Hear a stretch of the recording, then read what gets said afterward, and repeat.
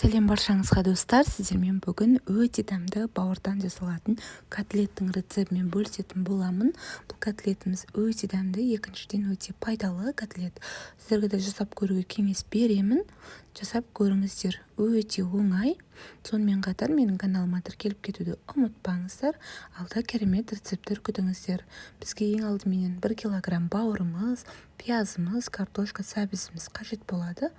Бауырымызды пленкасынан тазалап аласыздар, жақсылап турап мясорубкамыздан өткізуге дәл осылай дайындап алатын боламыз. Енді кезекте мясорубкамыздың көмегіменен өткізіп алатын боламыз. Яғни бұл жерде біз жаңағы дайындап қойған картошка, пияз барлығында майдалап турап, яғни барлығында өткізіп аламыз. Енді кезекте үстіне жарты пилай сүтіміз, татымына қарай қара бұрышымыз, тұзымызды салып жақсылап араластырып алатын боламыз. Және де үстіне ұн саламыз, айтқандай 2 ас қасық, аздау болып жатса 3 ас қасық салып жіберсеңіздер де болады. Яғни котлетіміздің қоюлығына, сұйықтығына қараймыз. Жақсылап бір келкі масса болғанша араластырып алыңыздар. Және де үстіне 1 дана жұмыртқа салуды ұмытпаңыздар. Мен де осы жерде ұмытып барады екенмін. Үстіне 1 дана жұмыртқамды салып алдым. Оны да кішкене жақсылап араластырып аласыздар, бір келкі етіп. Осы дайын болған массамызды қызып тұрған табамызға өте баяу отта қуырып алатын боламыз. Тез пісіп кетпесін, өйткені арасы шикі болып қалуы мүмкін.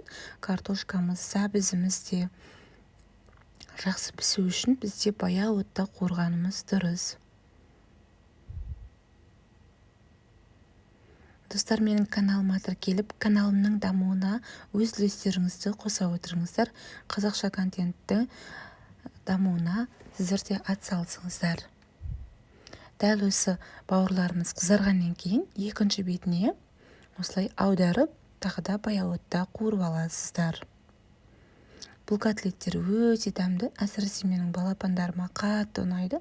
Жасап көруге сіздерге кеңес беремін. Жасап көріңіздер. Дайын болған котлеттерімізді майымыздан дәл осылай алып аламыз.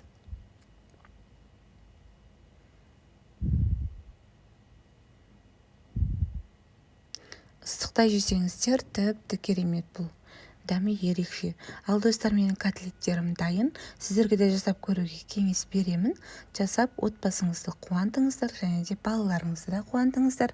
Сонымен қатар достар, менің YouTube каналыма тіркеліп, парақшамның дамуына тағы да атсалыса кетіңіздер. Лайк басып, астына өз пікірлеріңізді жаза кетіңіздер.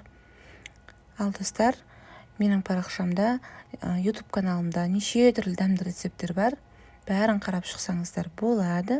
Және де мұнда Instagram парақшамды қалдырдым. Instagram парақшама да тіркеліп алыңыздар. Сіздермен Мөлдірдің асханасы. Назарларыңызға рахмет.